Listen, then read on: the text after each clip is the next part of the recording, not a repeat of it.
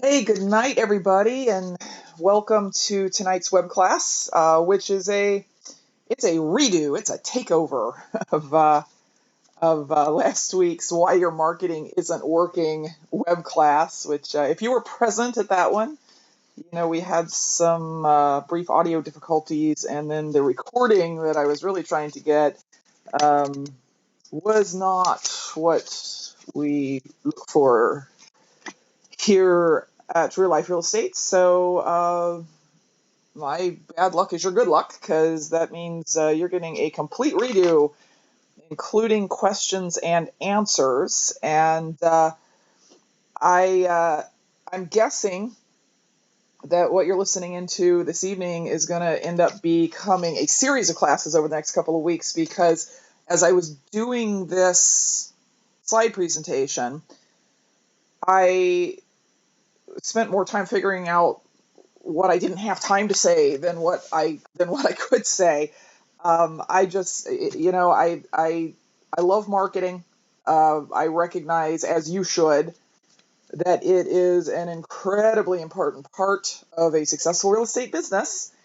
I love teaching it. I've done a lot of studying about it. In fact, I have a very important class coming up in New Orleans in about 6 weeks, at the end of June, that I really want you to attend, because it literally, to go into the depth that I want you to know and that you need to know, takes that kind of time to get into the real, what's going to make my marketing work and make it successful every time. And it's something that, you know, I think you need to understand it. I think you need to master it. If I were king of the world and I were the one inventing a a curriculum for real estate investors, marketing would be a required course of study, the same way the tactics that we learn are a required course of study for real estate investors. And in fact, we tend to be a little bit obsessed, kind of both in our own minds and our businesses, but also in our real estate associations, with this idea of technique and strategy and tactic, right? Like, how do I wholesale properties? How do I manage tenants better? How do I screen lease option buyers? So this very tactical stuff. How do I fill out contracts, right? And obviously that is an important thing to know, but the reality is that if you're not marketing, none of the rest of that stuff matters. Like, if you don't have motivated sellers to talk to, who cares if you have the right contract fill out to put their property under contract? Because you're never going to put a property under contract because you have no customers. If you're not if you don't know how to generate leads from qualified tenants, who cares if you know how to screen them? A lot of the technical stuff doesn't really matter if you don't have a business, and marketing is the basis of every business, not just real estate, every business that you might be in. If you don't have customers, you don't have income.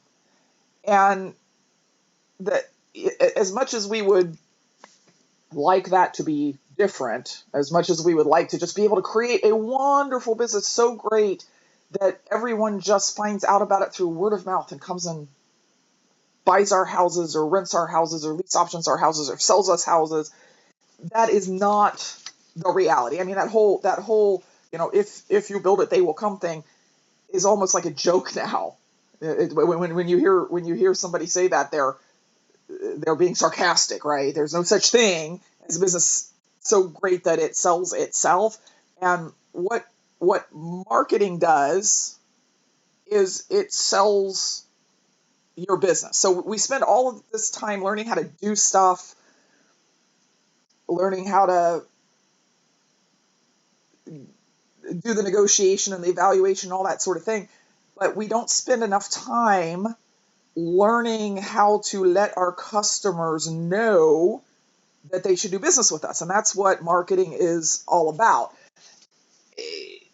Not on the whole, my experience has been that real estate entrepreneurs as a group, as an industry, are not really good marketers. And I'm gonna show you some examples tonight that I think when you see them, you're gonna agree with me about that. So here's the thing. All other things being equal, if you have a problem in your real estate business, it is probably a marketing problem. Now, I say this with the assumption that you do, in fact, know how to do your business, right? You know how to, if you're a rehabber, you know how to rehab a house so that it's attractive to a potential buyer. If you're a landlord, you know how to price your rentals. If you're a wholesaler, you know how to properly evaluate properties and put them under contract, right? If those things are true and you are still having a problem, that problem is almost always going to be a marketing problem. Now, keep in mind, please, that I coach and mentor a lot of people all over the country. And my experience in doing this has been, if you take any two people at any given level of the real estate business, so they're two beginners or two intermediates or two advanced people, whichever, whatever, if they have the same knowledge and experience, the one who's doing the marketing is blowing the doors off the other one 100% of the time. You know, I have these conversations with my high-level coaching students, and some of the conversations are, I don't have any deals. I don't know what to do. Or they're, how do I make this one deal, this one seller that I've been talking to for 12 weeks become motivated, which of course is not possible. You can't make an unmotivated seller motivated. And then I'll have another conversation 10 minutes later with another person in their same market who's saying, all right, so I've got these two deals under contract, and what I want to talk about is how, you know, if someone wanted to buy both of them, should I give them a discount? The difference between those people, it's marketing. It's how much they're doing, how good it is, and how consistent it is. Consistency is a big thing with your marketing. So if that is the case, and I think if you give it some consideration, it'll just be obvious to you that this is the case, then you have to approach any lack in your business as something that I just need to overcome it with marketing. So let's say, for instance, this is a complaint I'm hearing a lot right now. I don't have enough deals. I want to do 6 deals a month, or I'm a rehabber and I want to do a deal every 6 weeks, whatever the case may be. I don't have enough. I don't have enough incoming leads.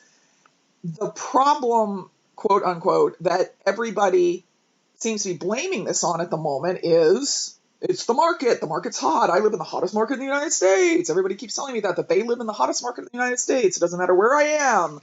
I hear my city is just super hot. There's just no deals here.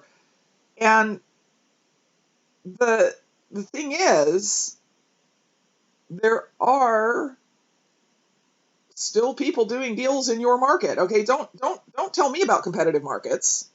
You know, I live in a market where we probably have the largest real estate association for the size of the city in the country.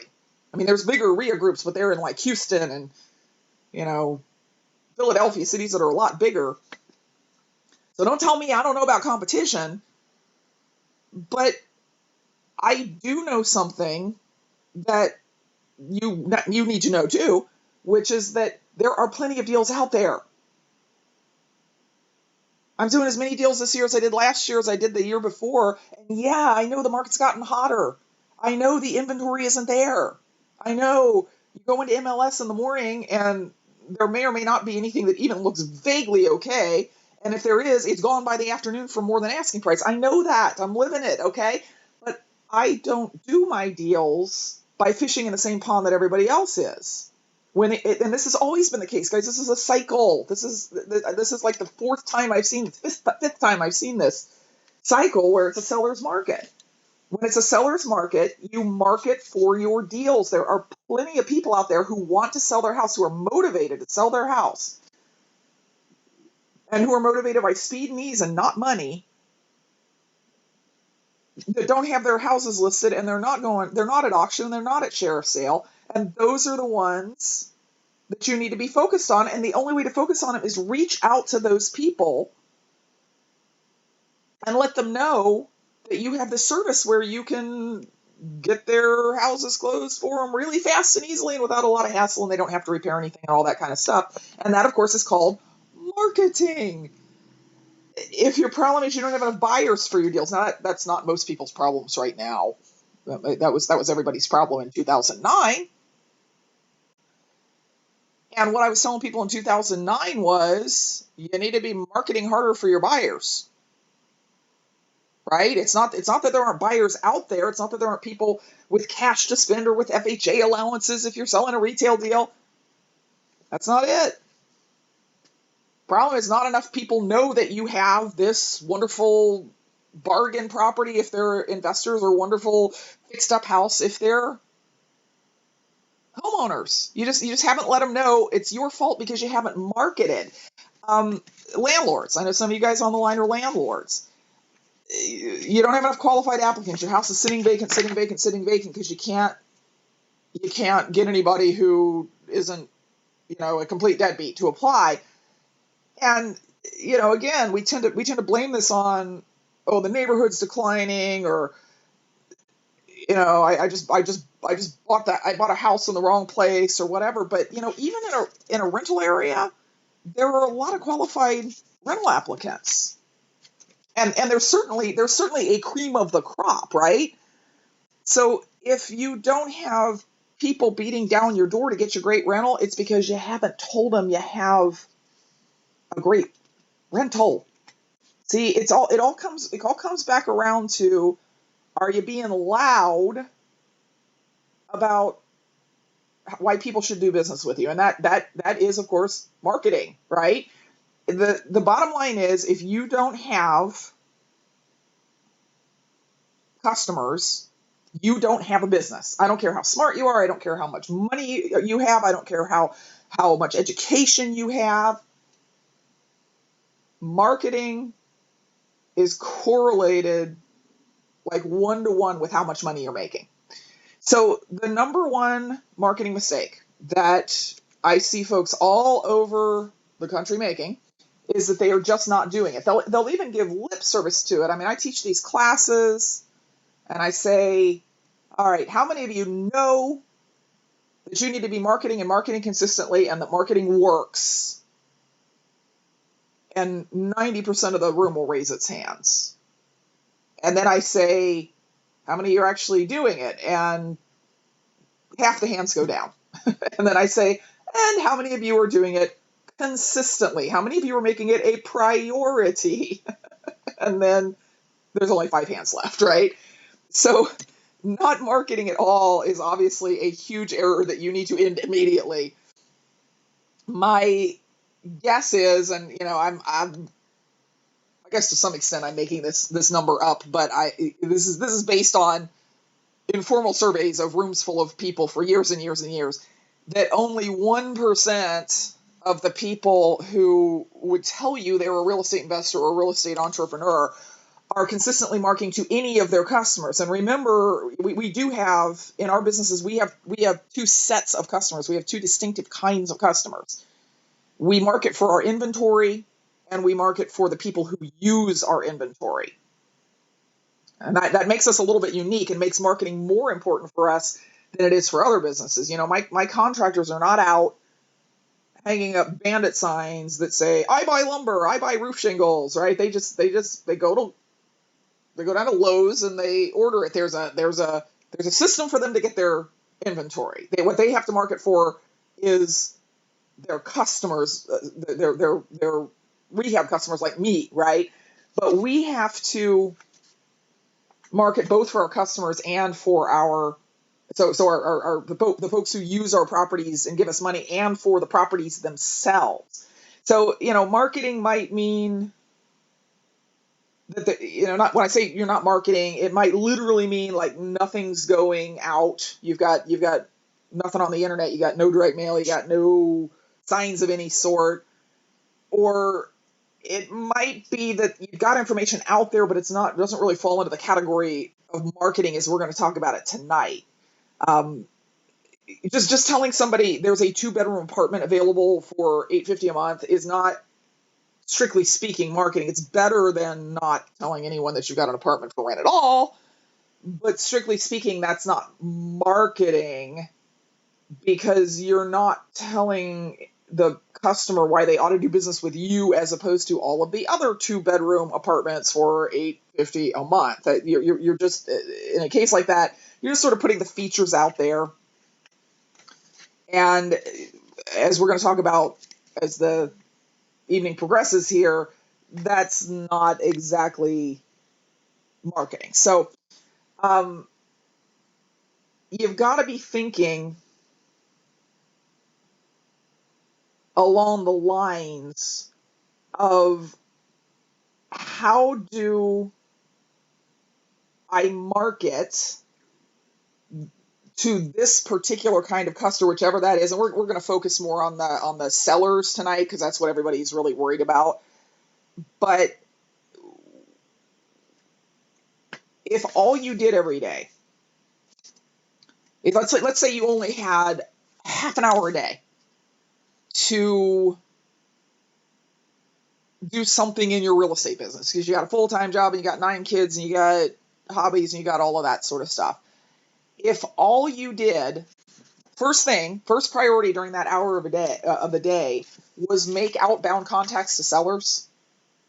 So you're going to work on a mailing list, or you're going to address some postcards, you're going to hang some bandit signs or something that's going to say to sellers, hey, if you got a situation, I've got the solution. Give me a call.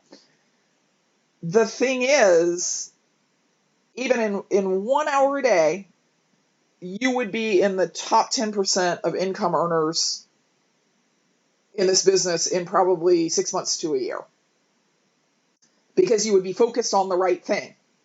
Now, again, if you're putting this marketing out there and calls are coming in, but you're not answering them, and you're not talking to the sellers, and you're not evaluating their properties, and you're not, obviously what I mean is, if you're doing the marketing and then doing all the things that happen when the marketing generates what it's supposed to generate, which is leads, then you're going to be way up at the top of income earners very, very quickly, because most people will not do that. So if I were to say, if you were to say to me, what is the one most important thing that I can be doing every single day? The answer is marketing. Doing outbound marketing and dealing with the results of that. So I'm in fact going to make you the argument that if you're not marketing, you're costing yourself a lot of money. People say, but marketing costs money. Marketing is an investment, guys. The money you spend on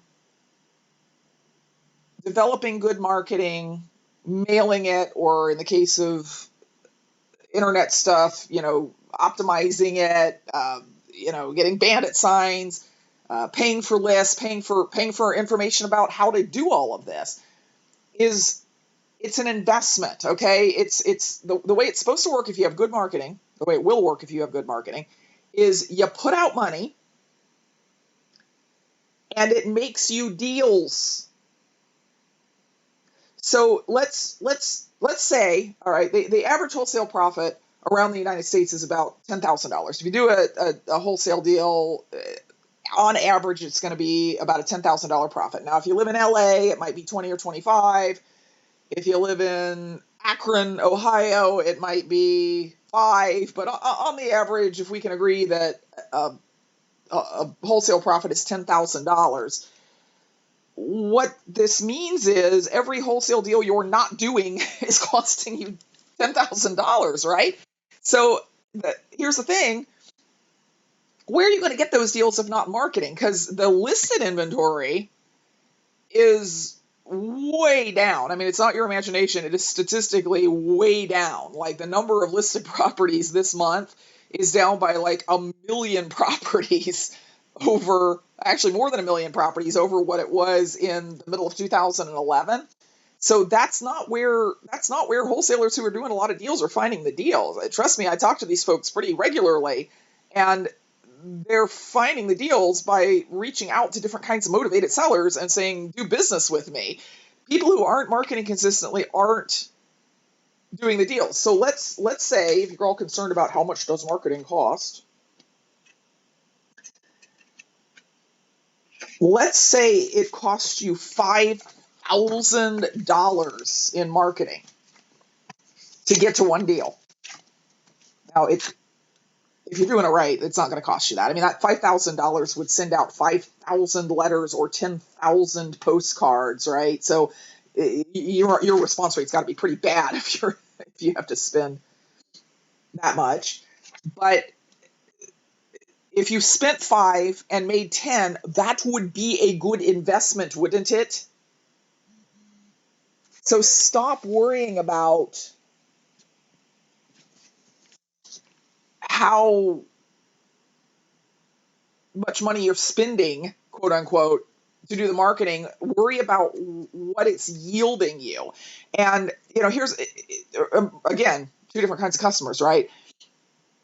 If you're a retailer who's bought a property and has it on the market and it's not selling, or you're a landlord who has a rental that's vacant, it costs you about 1% of the after repaired value of the property every month to keep it vacant. Now, you're looking at that and you might be thinking, oh, that's not possible. That means if my house is a $100,000 house, then it would cost me $1,000 a month to hold it vacant. And I'm telling you, if you will go back and look at your books, that's about accurate, because between interest payments, taxes, insurance, you got to keep the utilities on, right? Because you're not going to send a renter or a buyer into a sweltering house in the summer or a freezing house in the winter.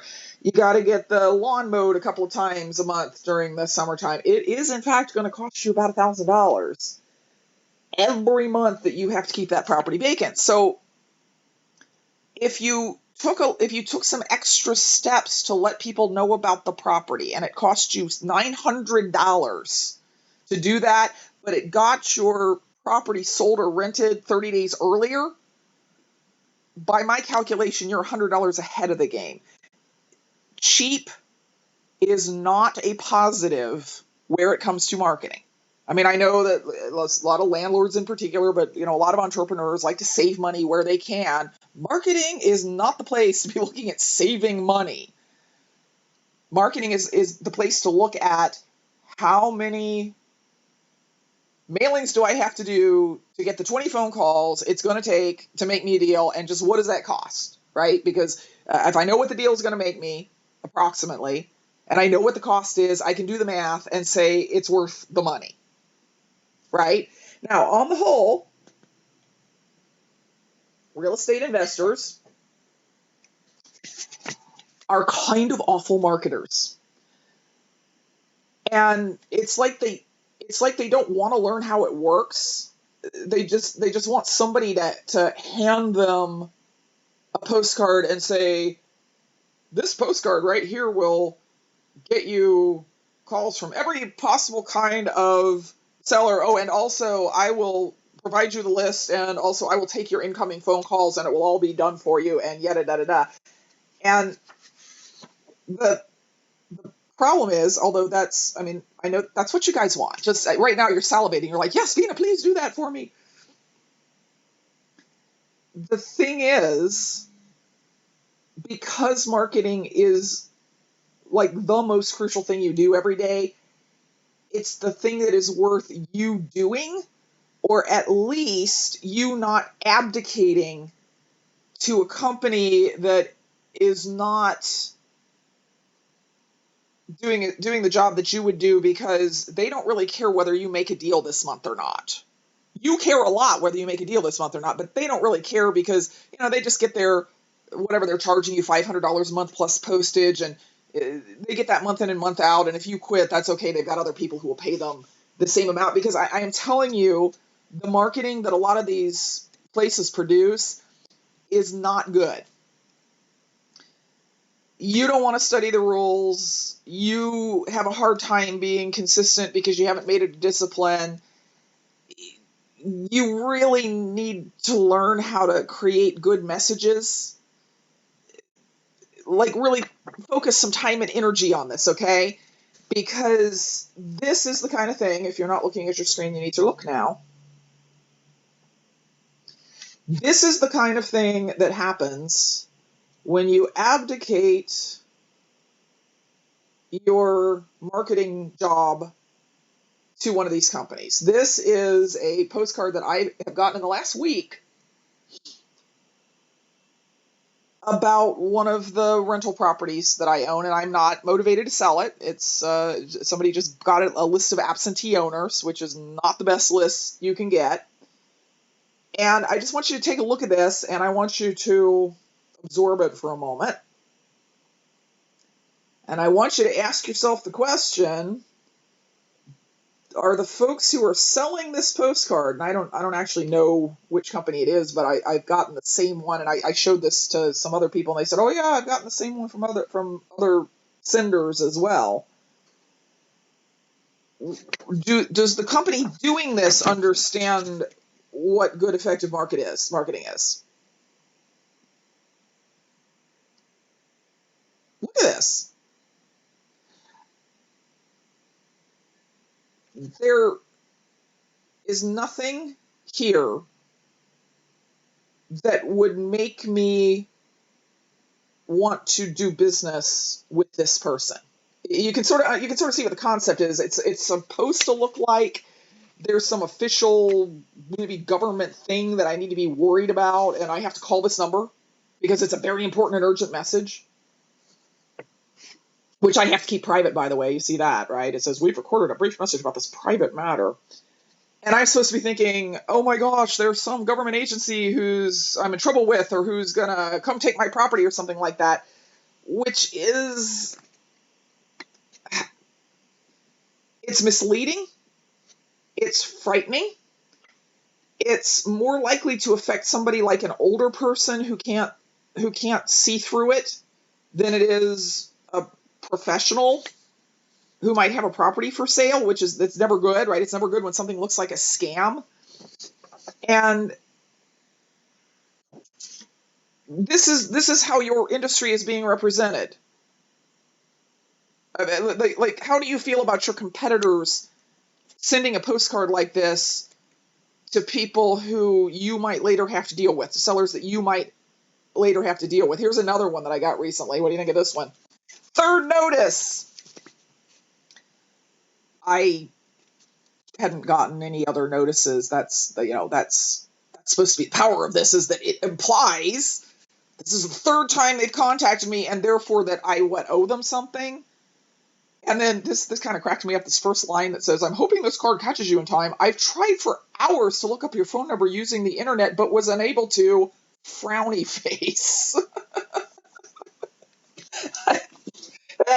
Sorry, that just cracks me up every time I look at it, because the message is like so threatening, and then there's this little frowny face. This is the first phone call. This is the first postcard I got for this guy. He's trying to create this fake sense of urgency, this fake sense of I'm in trouble, this fake sense of I owe him something. And when I call this recorded message, I can tell you that if I am the typical seller, the message I'm going to be leaving to him is, what is the matter with you? Because the message, when I call the number, it's a sales pitch, right? It's, I buy houses every day, da. And what I'm going to say to that person is, get me off your list, never mail me again. I'm calling the police. Actually, I was in Nashville the other day, and apparently someone got this postcard. A seller in Nashville got this postcard, And they found it so kind of frightening that they called the local news station and sent it to them, which would not be an unusual reaction, I don't think, amongst a lot of civilian sellers. You got to ask yourself, so you're in the business. What's your impression of the guy who sent this postcard?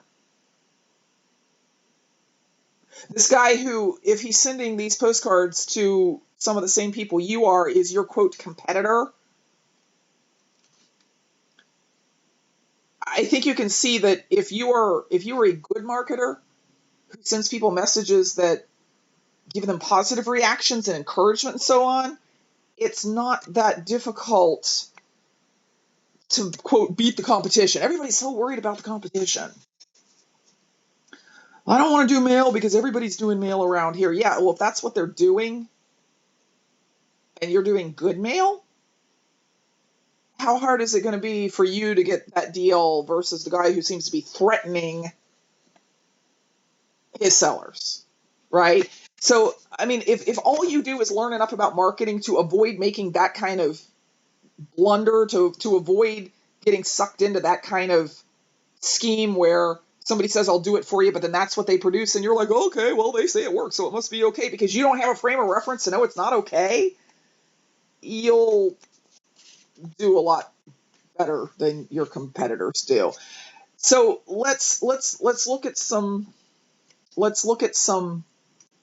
projected numbers here, because any marketing will work better than nothing. I'm sure that that was actually two different people sending out those cards.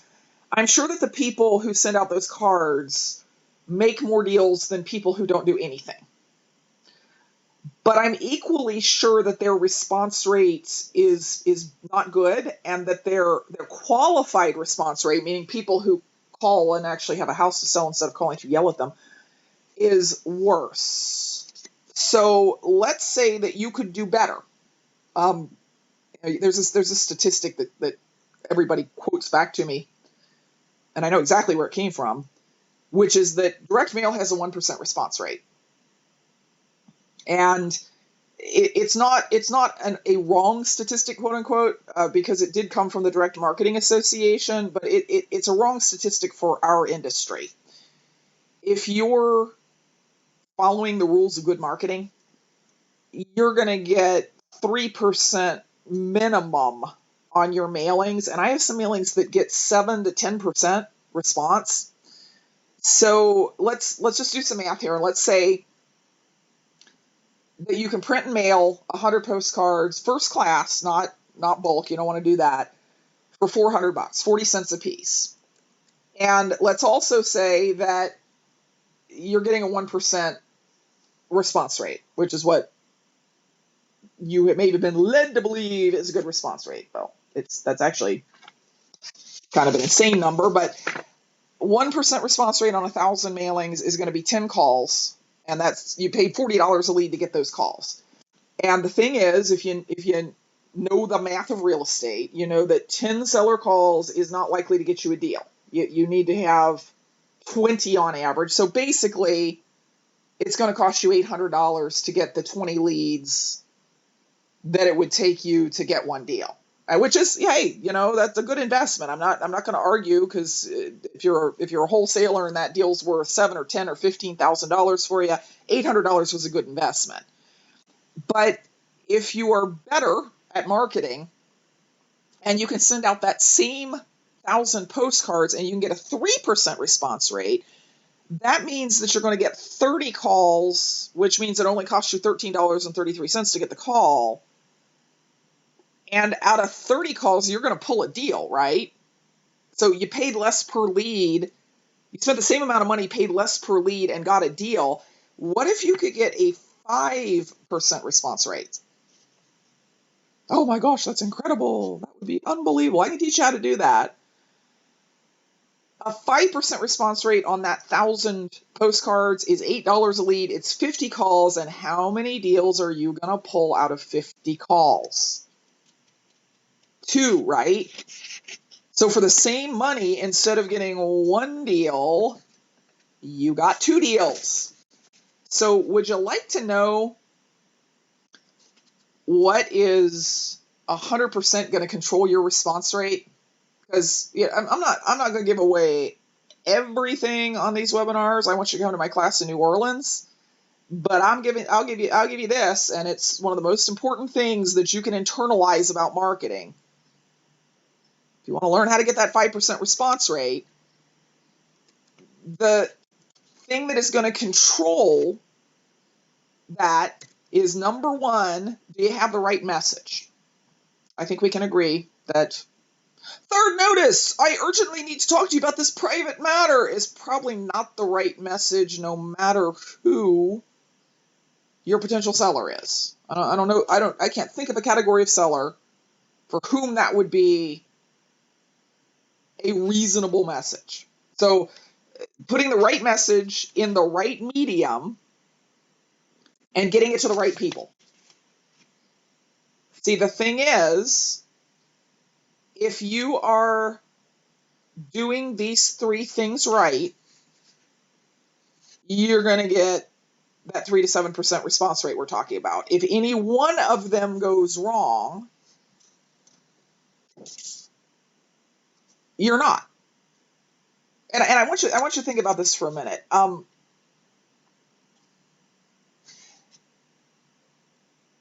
Direct Marketing Association, their clients are people who are companies that sell consumer products by mail.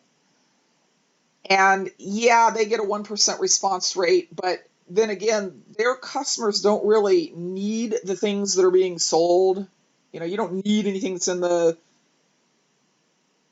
Fingerhut catalog or in the Victoria's Secret catalog, although you may think you need one of the Victoria's Secret angels, you don't actually need one of them. Our customers are different. Our customers are people who they need our service. They don't want to sell a property. They have to sell it. They either have to sell it for emotional reasons or financial reasons, or because the sheriff's going to sell it for them if they don't sell it. So it doesn't make any sense that a 1% response rate is a good thing from our customers. All right. So even if you can't quite see yet how to get the bigger numbers, just accept that the smaller numbers they don't even feel correct. Right. So third marketing mistake, this has to do with the message. All right. Because we said one of the important things is the message. It's setting the wrong tone. This is the first contact that a seller is going to have with you, and they don't know who you are. They did not ask. I mean, they might in fact have some kind of problem with their property, which is why you contacted them, but they didn't ask for you to contact them. What would you think if you got a postcard like this out of the blue from somebody? What would you say if you could describe the tone of this in 1 or 2 words? What would you say the tone was? Scary, threatening, weird, right? Stalkery. There's the whole. I've been trying to catch up with you on the internet. I had somebody the other day. I was showing this postcard to some investors the other day, and somebody said, It's cheesy. It feels like a scam. It feels like there's some kind of scam going on here.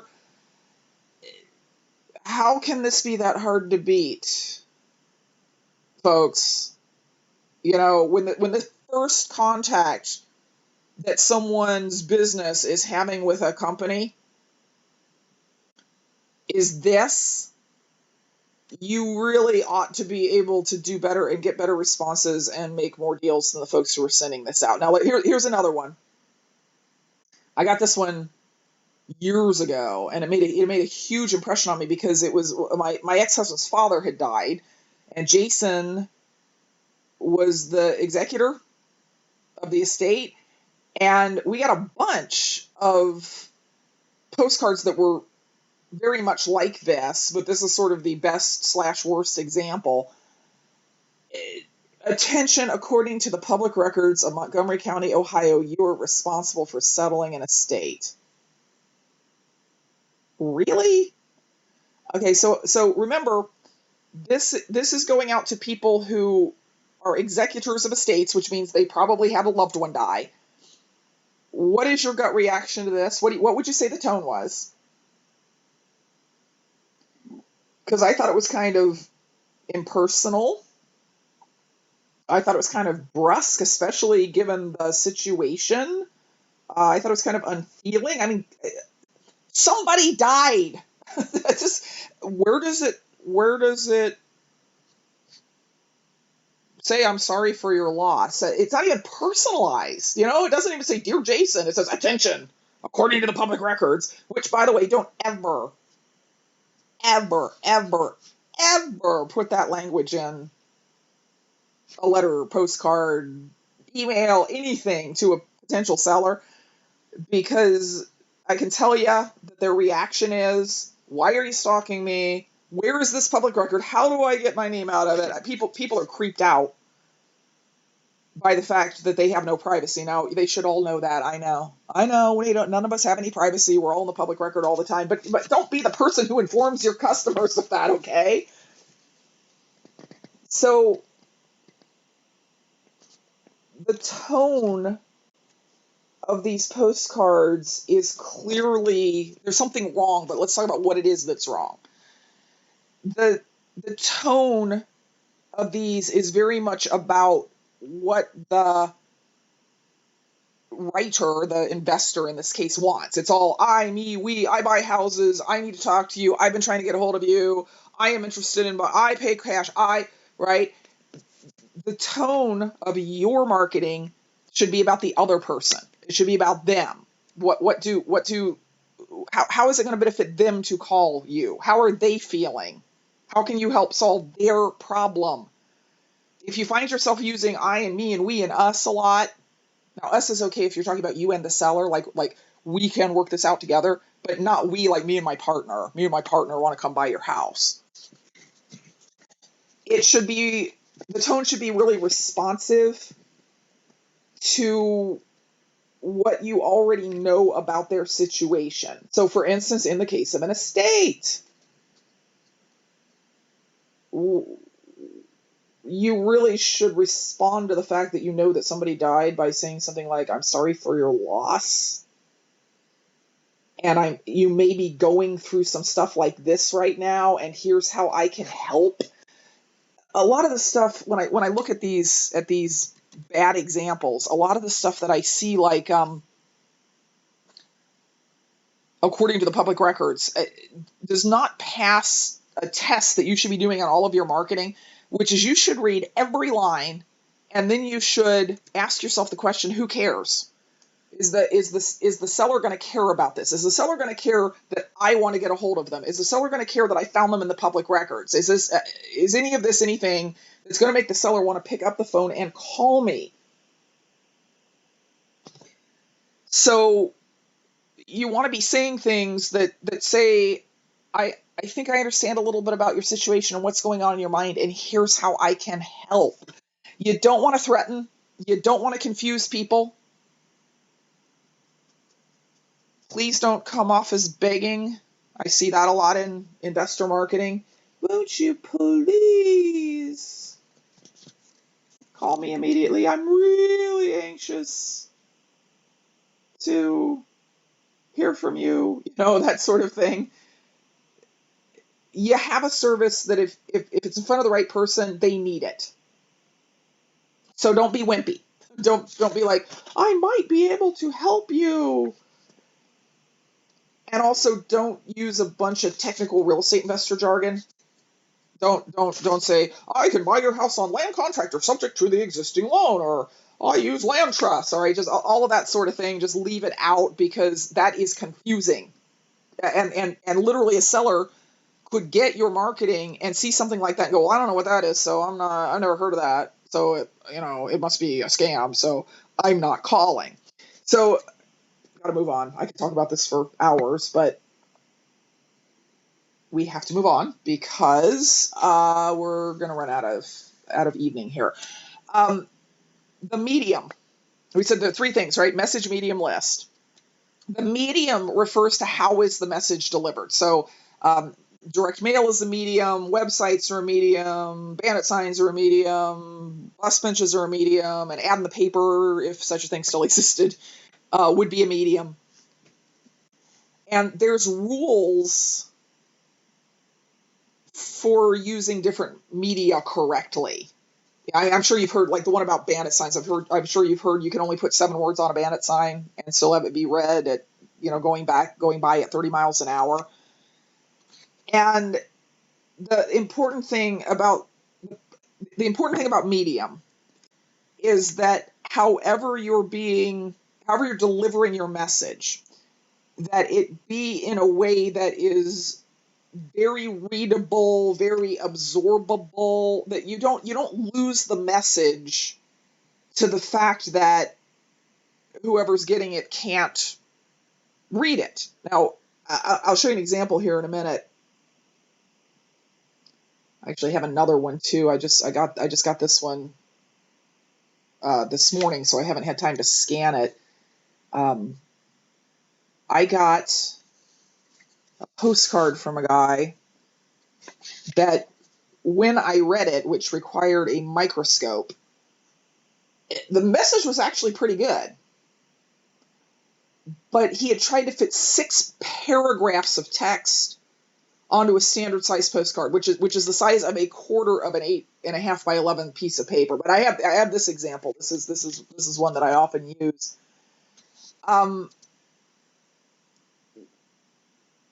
What's your first reaction to this? Just look at it. Don't try and read it yet. What is your first reaction to this postcard? If it's like most people,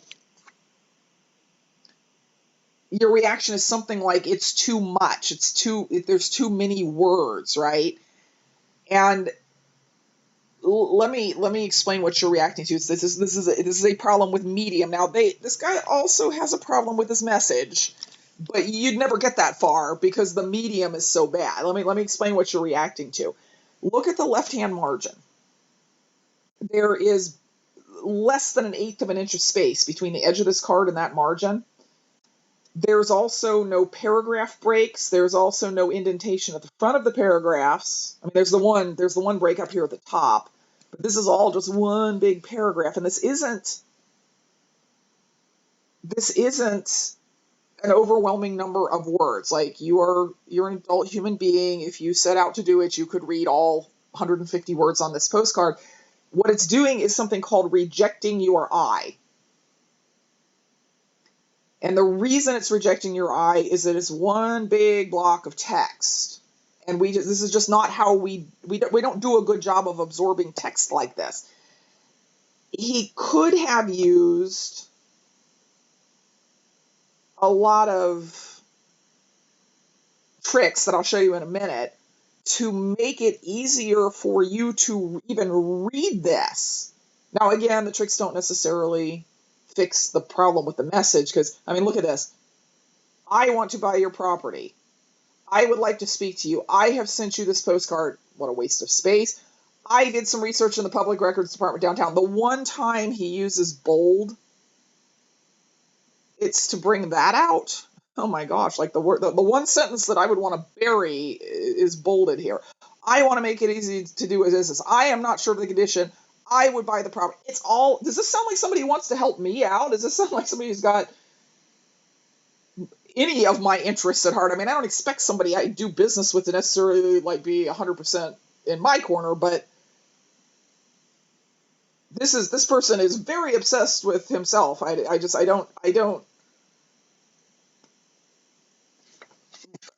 feel the love coming out of this postcard. You know what I'm saying? So I did an edit on this postcard. I did not change the message, which, again, also a big problem. But just take a look at this and tell me if you automatically feel better about this postcard.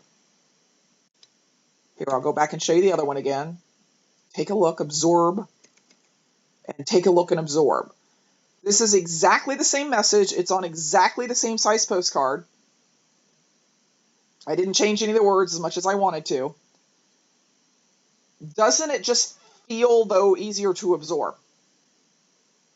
Because of the line breaks, because of the bullet points, because of the headline, right? I made a source line into a headline, which is in a sans serif font, which is important for headlines. I brought out the phone number at the bottom. So if you're a scanner, and actually most Americans don't read, they scan. First thing you're going to see is, I want to buy your property. Oh, that's interesting. I kind of want to sell my property. Next thing you're going to see is, call this number. You don't have to read everything that's in between to want to pick up the phone and call the number on this postcard. On the other one, you had to read and read and read and read and read and read and read and read and read to even find the phone number. The other important thing here, and we're going to spend, in the class in New Orleans, we're going to spend like several hours talking about medium and how these things work and draw the eye and so on. The next thing that you would look at if you were scanning is the bullet points. So the bullet points all need to have benefits next to them. Now, these are not benefits. These were as close as I could find to benefits, but they are not, in fact, benefits. But you can see that just changing the medium, the first one, even if this was a great message, you wouldn't have read it. The second one, if you had a great message, you'd read it, right? So medium is important. Now, when I took the same postcard conceptually and tried to make it more about benefits, because, benefits are what you should be expressing to people, not features. This is what I came out with. And I want you to understand the difference here, because this is an important lesson. As is not a benefit, it's a feature. Fair cash offer is not a benefit, it's a feature. As is tells you how I'm going to do it. The benefit is without making one single repair, right? The as is I am going to buy your house as is. The you can sell it without making one single repair is the benefit. Okay, so what I did here was I took all of the features that I could find and I tried to turn them into benefits. And it's still not a great postcard. I wouldn't send this out. But look how much cleaner and shorter and more compelling it is with the features turned into benefits. Would you like to sell without making one single repair at a fair cash price as fast as suits you? Here's what I guarantee will happen, right? This is about the emotions that the seller is going to have. This is about how they're going to feel by working with me. You'll have an easy selling experience. You won't have to do any repairs or upgrades. You won't have to ask your tenant to move. This is all stuff that was kind of here. I would also buy the property with tenants there, so you won't have to ask them to move. The benefit is you won't have to ask your tenants to move. You won't pay any closing costs to sell. Call me anytime. Here's the number. I look forward to talking with you. It's much better, right? Still not great. Still not something that I would send out. But that is our fourth lesson, is talk in benefits, don't talk in features. Number 5 marketing mistake is using the wrong lists. So we've got the message, where we said use the right tone, talk in benefits, talk in their interests, etc. Mistake number 2, which is burying a good message in a bad medium. And mistake number 3 is putting it in front of the wrong people.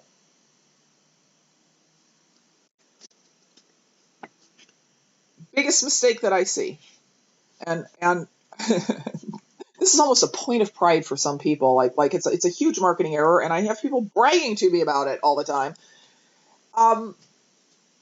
Your goal in seller marketing has got to be to find sellers who have situations that you can solve, not to market to people who have the houses you want.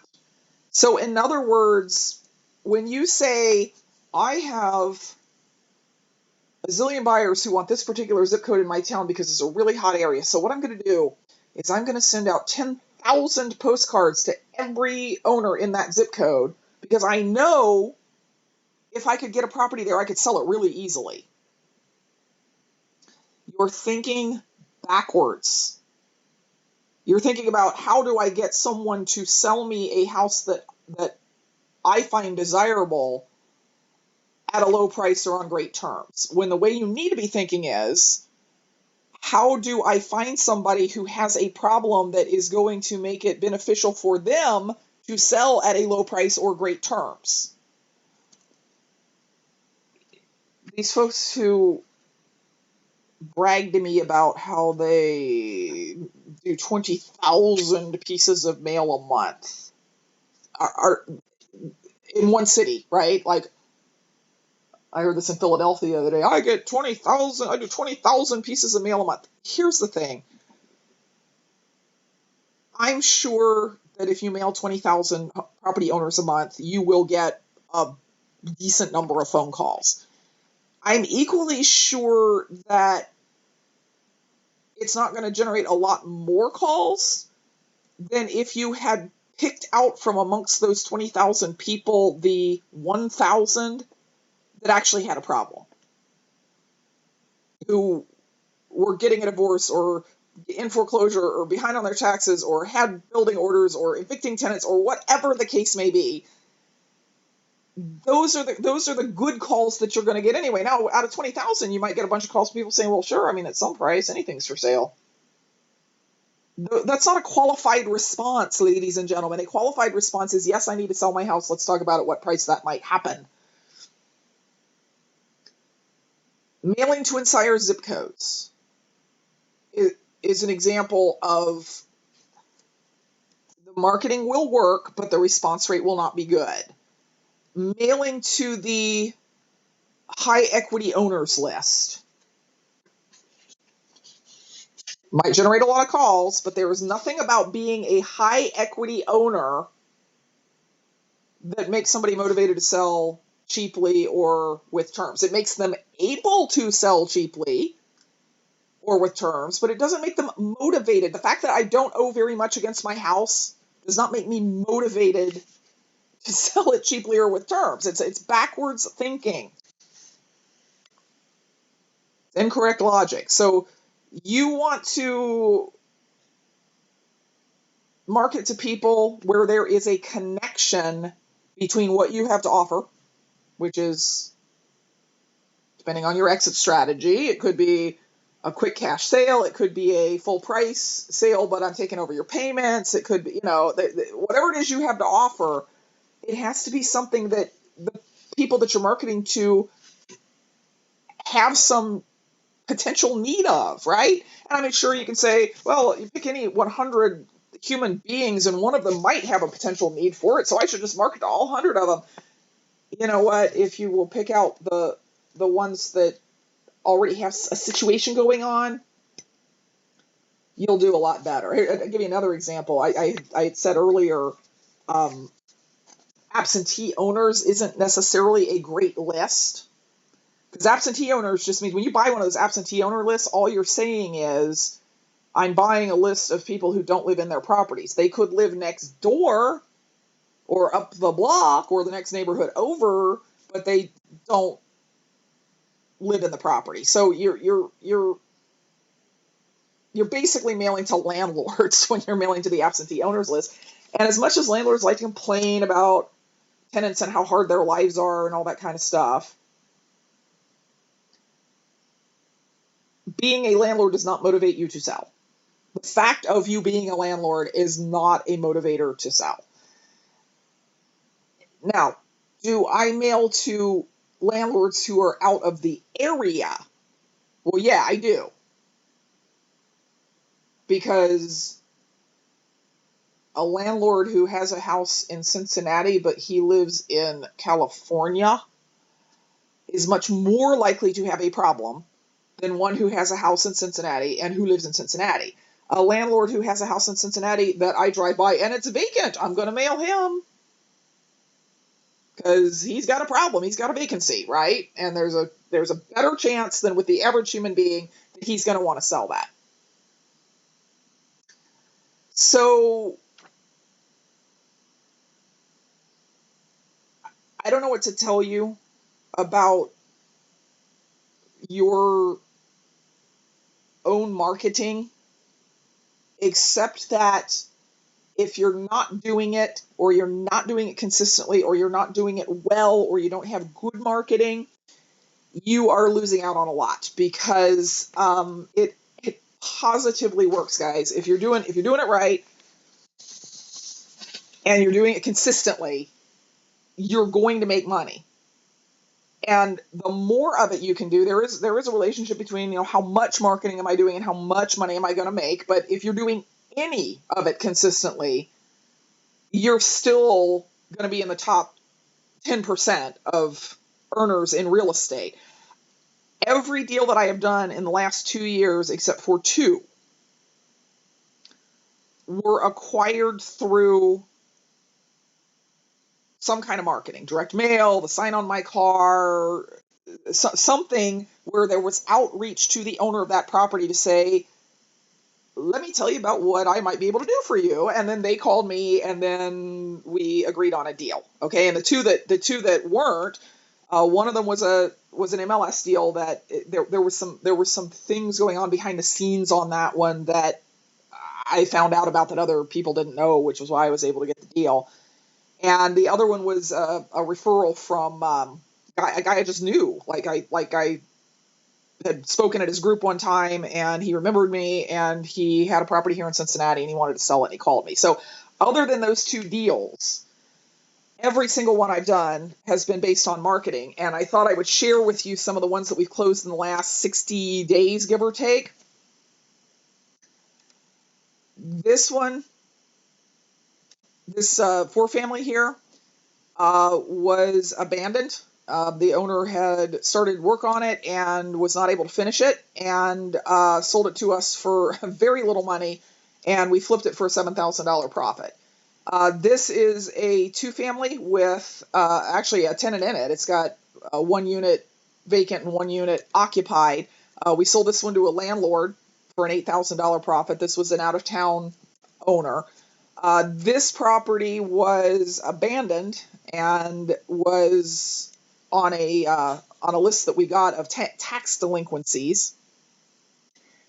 And this was a cheapy deal. This is not a real great neighborhood. It is not a great house. It needs pretty much everything I say would be a fair assessment of what this house needs. So this wasn't one that we made a ton of money on. We made about $4,000 on this one. Another 4-family, made a $5,000 profit on this one. This is a rental property that is in definitely a rental neighborhood. Sold this one to a landlord for $10,000 profit. Very cute little rental property. This is one of my favorite deals that we've done in the last 2 months. Great shape, really, really nice shape, and had a tenant in it. Sold this one to one of my students for a $5,000 profit. And these are profits, guys, not sale prices. Don't be like, oh my God, you can buy a fixed up house in Cincinnati for $5,000. Well, yeah, in 2009 you could, but not so much anymore. This is another 4-family. I don't know why it's been 4-family. We don't even pursue 4-families that much, but for some reason we've had 3 of them in about the last 2 months. This one we sold for a $5,000 profit. This is a little single-family 2-bedroom house. Sold it to one of the neighbors who wanted to. She's trying to renovate her own neighborhood, so we made $6,000 on that deal. And this one hasn't sold yet. We just put this under contract in the last few days, but we literally have it under contract for the amount of the guy's back taxes. And we're going to make about $6,000 on this deal. So every single one of these came off of mailings or the sign on my car or something that somebody saw on the internet. Okay. These were not deals that had signs in front of them that said for sale. In fact, none of them had signs in front of them that said for sale. 0 of them did. And we made $56,000 in profit on these. And when you see numbers like that and then multiply it over what that would be over the course of a year, I think you might start to see the value in learning about and then implementing marketing, right? And I mean, I live in a cheap area. If you live in Seattle or Boston or someplace like that, the numbers on your deals would be a lot more. If you were going to rehab and resell these deals, the numbers on your deals would be a lot more. And this is just simple letters and postcards. What was your excuse again about how I don't have time to market, I don't have money to market, I don't want to study marketing because I'm afraid of making my phone ring? What was that again? I live in a market where everybody around me thinks the market's really competitive and there's no good deals. Every single one of these deals I sold for between 70 and 75% of their after repaired value less the repair costs. There are lots of good deals out there. You have to know how to reach out and get them. And I'm going to help you do that. And some of you are going to take me up on this. And your whole lives are going to change. The whole trajectory of your business is going to change. And some of you aren't going to take me up on it. And I'm fine with that. This certainly isn't for everybody. And I'm not going to be insulted if you decided that you don't want to come out to the best city in the entire world, New Orleans, Louisiana, and spend 3 days with me and with some other experts learning how to maximize your marketing. This event is called the Marketing and Sales Academy. It is a class that I love teaching. If I had my way, I would teach this class every week. Now, of course, I'm kind of a marketing geek, but I love the way that marketing connects so closely, and it's got such an obvious and immediate positive outcome. I send out postcards and I get calls from people who say, I want your help. I want you to buy my house. What can you do for me?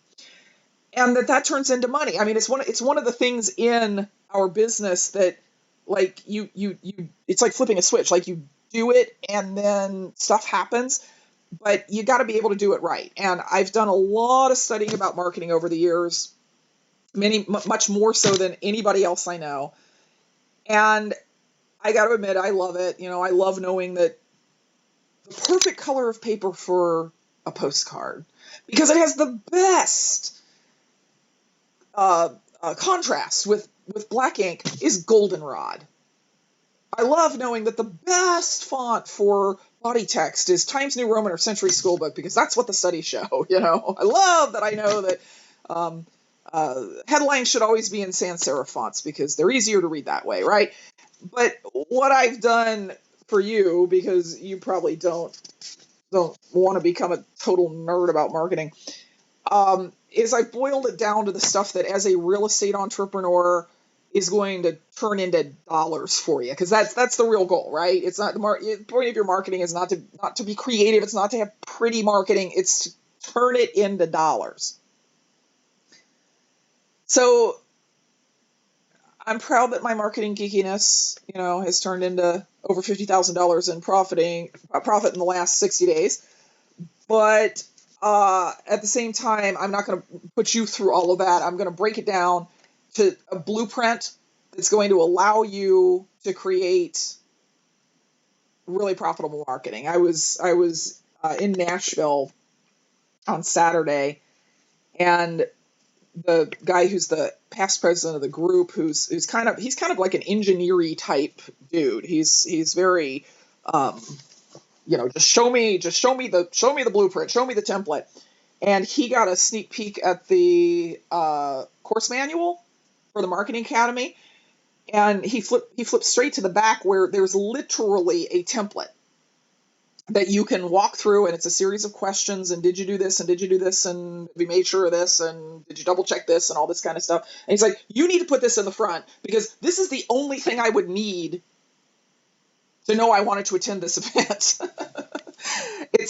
People think marketing has to be all creative and like you have to be some sort of a genius or something to do it. It's really, really not.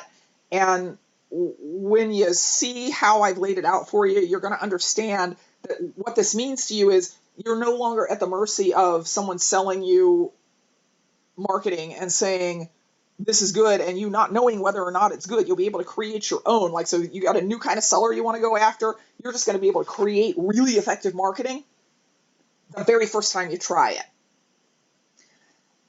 The other piece of it, though, the other piece of the marketing thing is once I've got it, once I've got a piece that I know works, how do I create a system? How do I know that piece number 1 goes out on this day, and piece number 2 goes out on this day, and piece number 3 goes out on this day? And more importantly, how do I make it somebody else's job? Because you are not going to get any consistency with your marketing until ultimately it becomes someone else's job. Now, are you going to address your own marketing right now? Maybe. Maybe if money's an issue, you might be addressing your own marketing right now.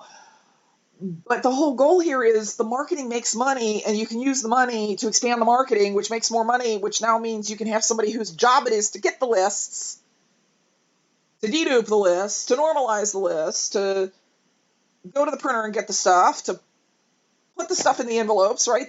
When it's somebody else's job, that's when it's going to get done regularly, and it's the regularity of it that drives the regularity of your income. So the whole goal here is for you to be able to get the most possible bang for your marketing buck. How do I spend the smallest number of dollars per qualified lead that I'm getting? And that's going to get answered for you at the Sales and Marketing Academy. We're going to cover several different kinds of marketing, best ways to create and implement direct mail, which is my favorite kind of marketing, lumpy mail, which is, it is great. Lumpy mail has an amazingly high response rate. It pretty much has a 100% open rate. Anybody who receives your lumpy mail is going to open it, 100%. And therefore, it has a higher response rate than regular direct mail, but at the same time, it does require a higher investment of time and money. So lumpy mail is great, and it's fun, and it's creative, but what we're going to talk about is when are good times to implement it, because you don't want to do lumpy mail to every list that you might have. Online marketing. Everything that is a rule in direct mail is also a rule in online marketing. You got to talk in benefits. You got to make it readable. You got to do all these things. But the technical parts of it, like how do you search engine optimize? How many websites should you have? How do you pick a good URL? All that stuff. That is not my area of expertise. My area of expertise is marketing, not online stuff. So I'm bringing in an expert on online marketing who's going to teach for about 3/4 of a day on just the online part. That's Damon Remy. I know a lot of you guys know him because he runs REI Black Book, but I'm not bringing him in because he runs REI Black Book. I'm bringing him in because he is an expert on online marketing techniques. He's a geek, right? So he's going to kind of break that down for those of us who are not webheads about simple ways to implement online marketing that is going to be effective for us and get us leads from those folks who are going to go online to look for our services. So come on out. You're going to get an extremely detailed course manual. It's about 150 pages long. Going to kind of walk you through a lot of what we're going to talk about at the event. You're also going to get sample marketing. I know that's what you really want. You want me to hand you all the postcards, and also mail them for you, and also answer the phone for you, and et cetera, et cetera. Not going to do that, but I will give you some examples of good marketing, and I want you to bring your marketing to the event, because part of what we're going to do is we're going to workshop, and we're going to take what you already have and talk about what's good about it, what's bad about it, and you're going to walk out with better marketing than you walked in with. That is my guarantee to you. So I think what you have to think about here when you're deciding about making this investment, because it is not a small investment, I'll tell you right now, if you got one more deal a month because you were able to get 20 more calls a month, what in your exit strategy is that deal worth to you? It's worth 5,000, 10,000, 30,000. Is it a rental property? So it's worth $100 a month for 15 years and then $900 a month for the rest of your life. What is it? What is an extra deal worth to you? And how does that compare with the tuition of $34.97? Now, really, the tuition is $39.97, but we are in the early bird registration period through June 10th. You can save $500 by signing up, and there's some other bonuses for signing up early that I'm going to share with you here in a minute as well.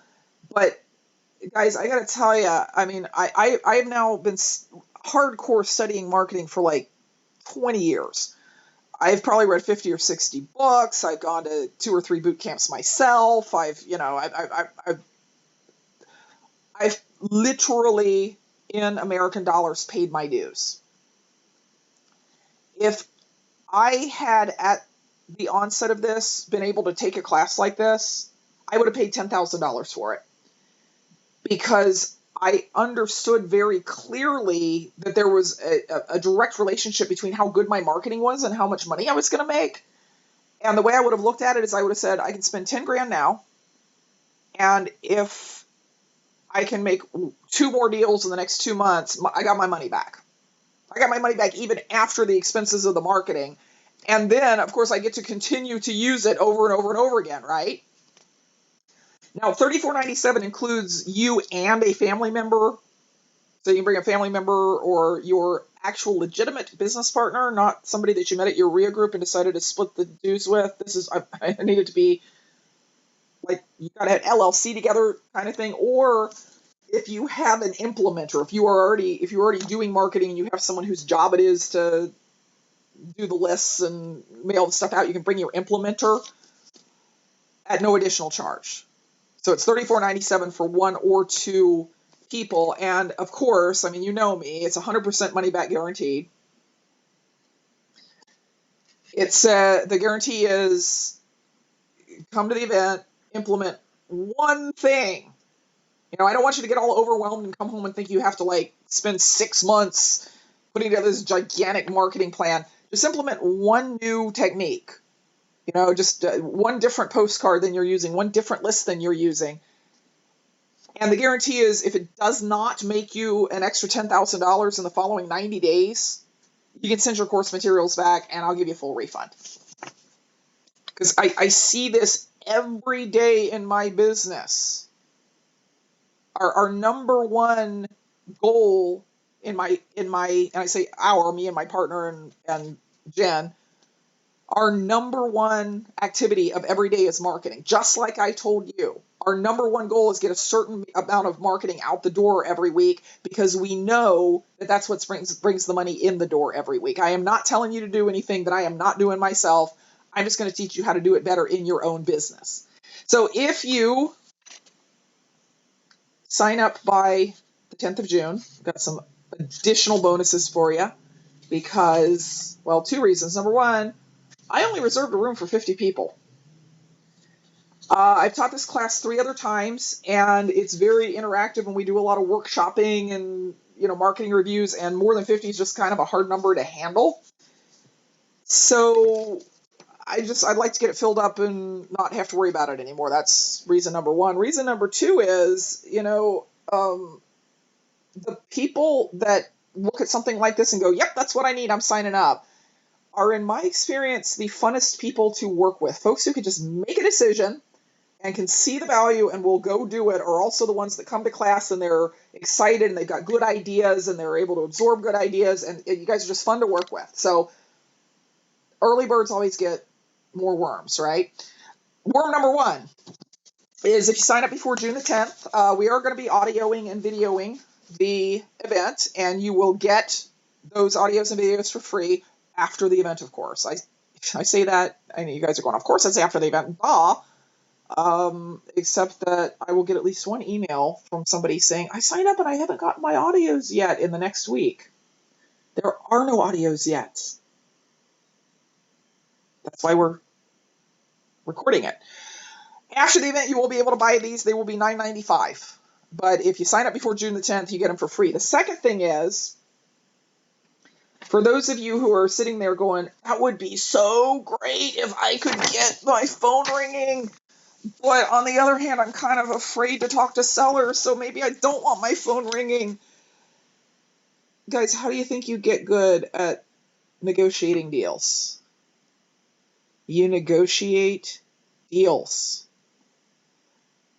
However, in case this is a concern for you, or you've been talking to sellers and you kind of feel like I'd like to get more comfortable, if you sign up before June the 10th, we're going to give you a second course called Mr. Drew's Negotiation for the Real Estate Investor. It is about nothing other than how to comfortably, easily talk to sellers and bend them to your will and break their backs. No, and build rapport and tell them what you need to tell them without feeling bad about it.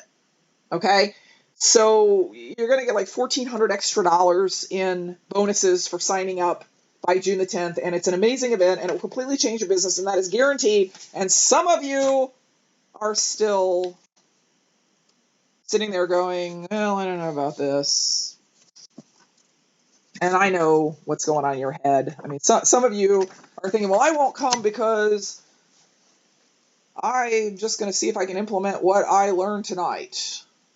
And, that's fine. I like it when you implement stuff. I like it when I say stuff and then you implement it. And then you come back to me and say, hey, you were right. But implementing a little bit at a time is not going to make a massive change in your business. You need to come to New Orleans and you need to really learn how to do every bit of it right. We didn't have enough time. There wouldn't be enough time on a webinar to go through all of the details about how do you develop the right message for the right customer. How do you make sure your tone's not turning them off? How do you make sure you're not sounding sleazy to someone who has no idea what your business even is? Most of your customers don't even know what a real estate investor is really. And you're saying things like, I pay quick cash. That sounds sleazy. You need to spend some time. You need to spend 3 days in New Orleans and just really step back and put real focus on this part of your business so that when you implement it, you're doing it really right. The second thing is, you might be afraid that you're going to come out and you're going to learn all this stuff and you're not going to have time to implement it. You're going to say, you're thinking, I already have too much to do. She's going to teach me all this stuff. I'm going to want to do it. I'm not going to have time to do it. Well, that's why you get an implementer. The only way you're going to get more time is have more money. That's it. Money can't buy happiness, but it can buy other people's time. And the way you're going to get more money is you're going to have more deals, right? And the way you're going to get more deals is you're going to do more marketing. And the way you're going to do more marketing is I'm going to teach you how to get other people to run these systems for you. You might not be coming because you're already happy with your current results. And if so, that's great. If you were getting enough deals, you're happy with the way things are going, that's wonderful. I bet you I can teach you how to do it even better and for less money. But hey, if you're good with what you're doing, that's great. You might not come because you don't want your phone to ring, because you're afraid to talk to sellers. We're going to spend about 2 hours in the class with Mr. Drew talking about what to do when the phone rings, talking about how to be comfortable with that conversation, talking about how to get the sellers to their bottom dollars, talking about how to feel okay about it when a seller says not only no, but hell no.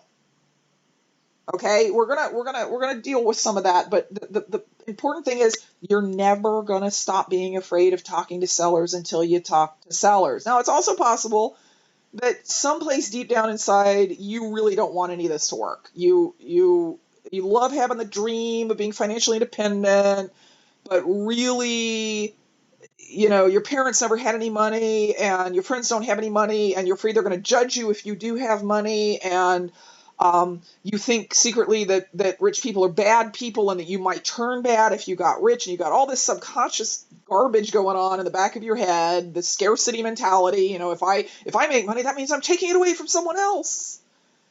and there's part of you that doesn't really want to succeed, and all the logical reasons that you're thinking of why you can't come are really about that stuff. You know, oh, I don't have $3,497. You know, if it was important to you, you'd find it.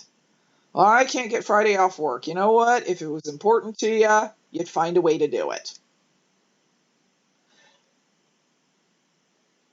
If you got all this scarcity, non-abundance, scared of success thing going on, I want you to stay home. Please don't be around me. I don't want that rubbing off on me.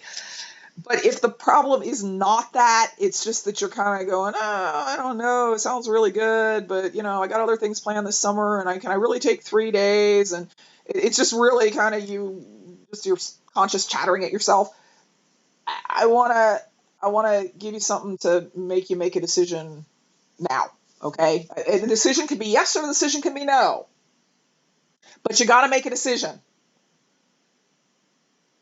Because the road of life is paved with flat squirrels who couldn't make a decision.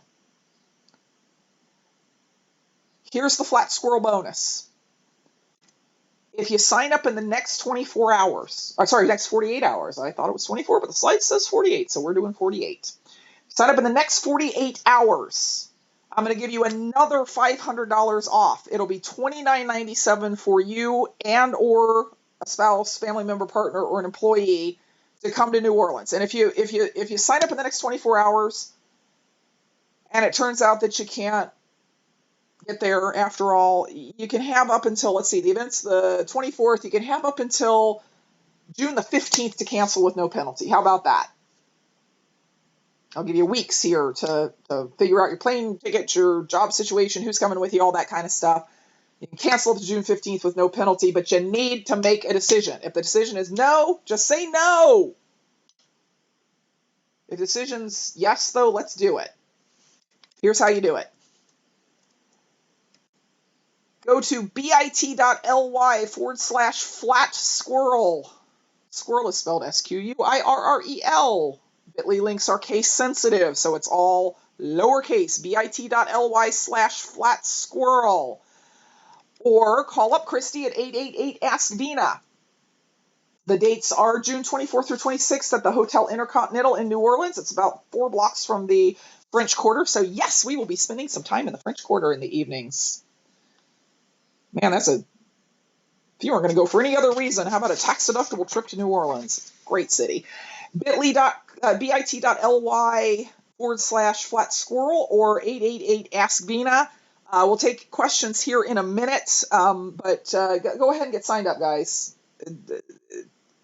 You're never going to spend a more valuable weekend than this weekend. It's going to completely change the way you do business, and I mean in a good, positive way where you're doing things better and cheaper and things are coming to you more easily and you're making more money.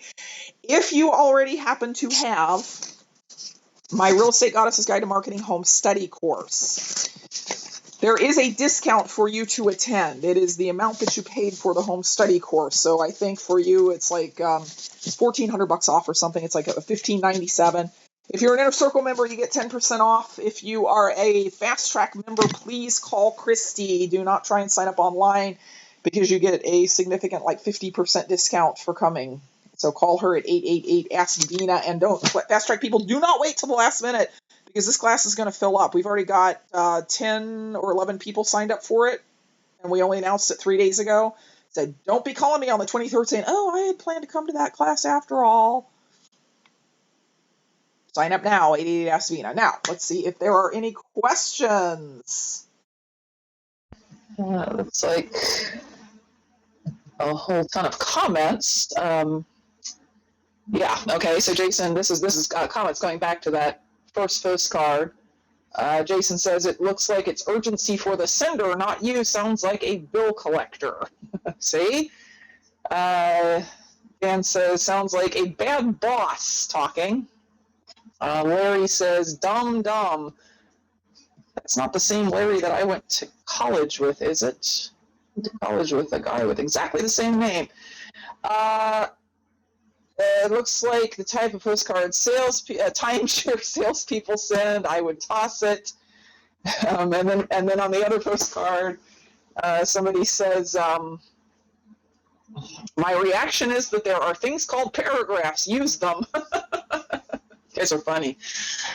Let's see. Do you use one color ink on your postcard, or are they full color? Well, Dan, my postcards, 99% are a colored background and black ink on the colored background, and they are very inexpensive to print.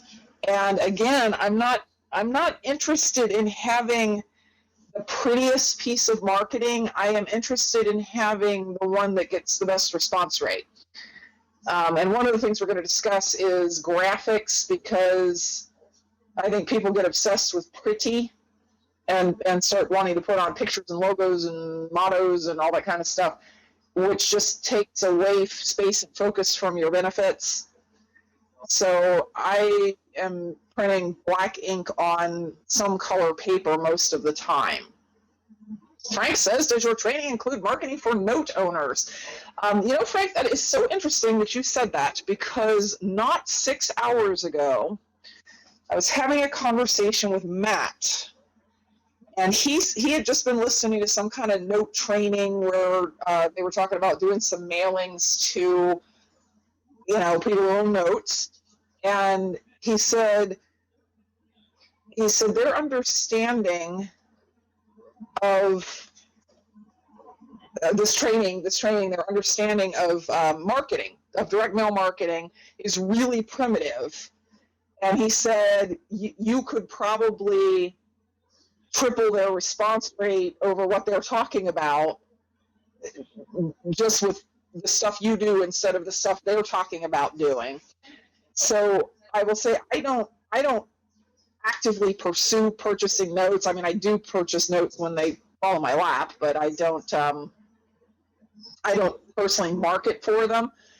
But I will guarantee you, I'll make you that same guarantee, that if you come out and learn how to market, you will be able to market to that customer a whole lot better than what you've been sold and so on. So you should come, because that's a customer that I am familiar with, and you're familiar with, more importantly.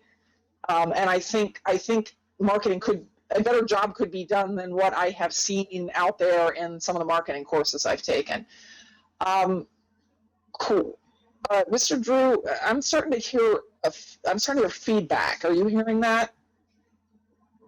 I heard a little bit of noise happening, but I thought it was just background noise for you. No, I'm hearing my own voice echo back, and it's like 4 seconds later or something. Oh, I'm not hearing that on this end, so I think you're okay. Okay, hang on a second.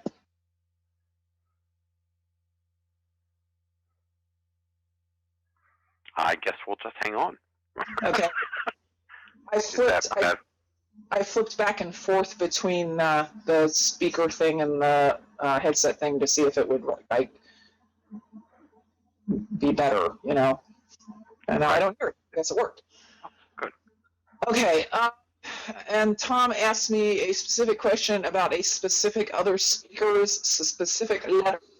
So I'm not going to read that question aloud, because I respect that speaker, and I am sure that piece of marketing is moderately effective. However, every time one of my marketing students gives it to me, I do make changes to it, and it is the same set of changes each time. If you will go back and really read that letter and ask yourself, do you really want to fulfill the promises that it makes? I think you'll find that the answer is no. And ask yourself the question,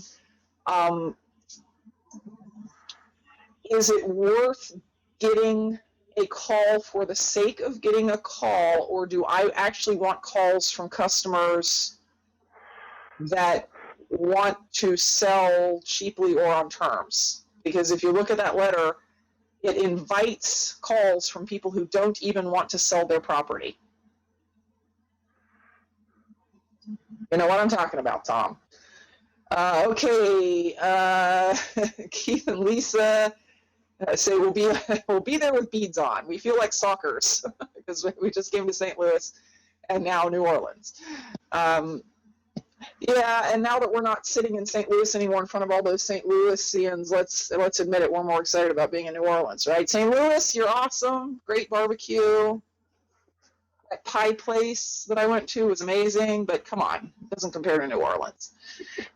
Dan says, have you ever used variable data marketing on your postcard? We are working our way through doing that on one right now. We're trying to walk the line there between getting people's attention by making it really clear that we've been outside their house and not making them feel like they're stalked.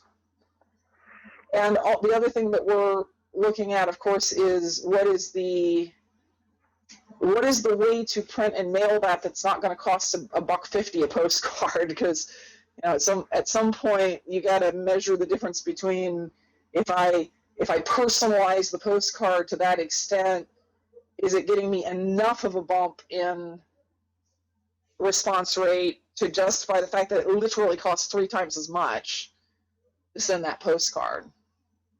And the answer may be yes. I mean, if you get 3 times the response, it's worth the extra money. 3 times the qualified response, it's worth the extra money. Oh, and yeah, let me. Somebody just brought up the marketing contest. We are going to be selecting somebody to do that over the course of the next few days. You and I have to get together and look through who applied for it, and it's not going to be a completely random drawing. Obviously, we want to pick somebody who has the capability of answering the phone when it rings. So if you're somebody who like literally can't process the calls, I don't want to spend $500 on your marketing and have it just go nowhere. Like, I want you to make deals out of it. So we'll probably make some phone calls too, and interview the finalists, and then pick somebody and let everybody know who that was. And then in a couple of weeks, we will talk about what the results were. Tom says, do you recommend a particular list vendor? I don't buy lists. Every list I have, I've constructed out of the public record. And I know, Tom, you live in an unfortunate nexus of lack of public information and low population and bureaucrats who don't care to fix it. So that doesn't do you any good to have to go build your own lists. I can tell you some that I have heard other people say were good. ListSource is one.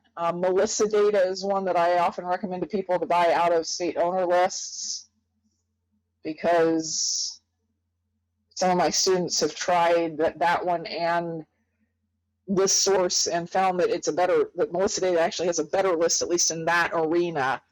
I know US Leads List sells inherited properties, but I've never used them, and I'm not close to anybody who has. So I guess the quick answer is no, I don't have a preferred list vendor because I don't use that particular service, but that's who I have heard is good. Okay, looks like we have run through the questions. And Larry never answered the question about whether he's the Larry I went to college with, so maybe he's off the line. But, all right. Thank you guys for coming this evening. I hope you got some good value. I'm sure you did, and you'll get a whole lot more if you just come out to New Orleans in June. bit.ly.com/flat squirrel or 888 ask Vena. Make up your mind. Hey, let me interrupt with one thing, because I think this is, people had problems registering the other night. I know it's easy to say, it's not bit.ly.com. It's bit.ly. You're right, bit.ly/flat squirrel. It's correct on the screen. I dig ya. Correct on the screen. So, where was I before I was so rudely interrupted? Let's see. Come to New Orleans. It'll be fun. It'll be educational and beyond that. It'll really expand your understanding of this very important thing and just make you a better marketer. And when you go implement it, it'll make you richer. It'll make you a more prosperous real estate investor. So I look forward to seeing all of you guys at the end of June in New Orleans. 888 ask Vena or bit.ly/flat squirrel. I will see you all there, and until I do, everybody have a great week and happy investing. Good night, everybody.